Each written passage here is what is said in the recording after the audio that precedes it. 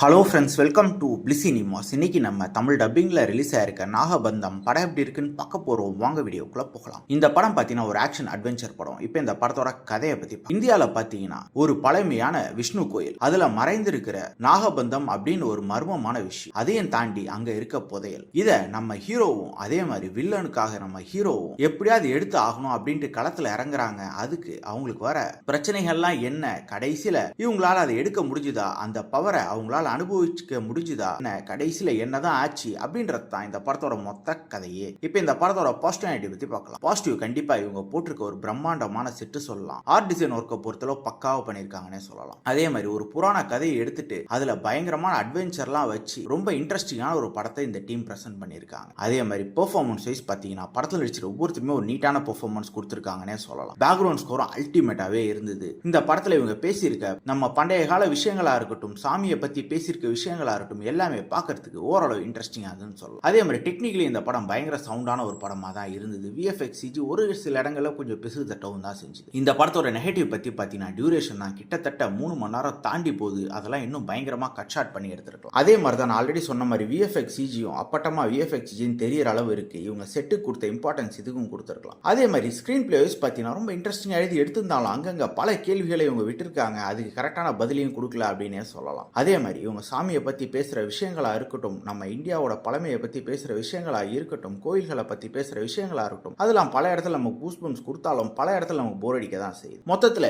என்கிட்ட கேட்டிங்கன்னா இந்த படம் ஒரு ஒன் டைம் வாட்சபிள் படம் தான். வேணும்னா ட்ரை பண்ணி பாருங்க. இந்த படத்துக்கு நம்மளோட ரேட்டிங் கேட்டிங்கன்னா 10க்கு 6 மார்க் கொடுக்கலாம். இன்னொரு வீடியோவில் சந்திக்கலாம். தேங்க்யூ.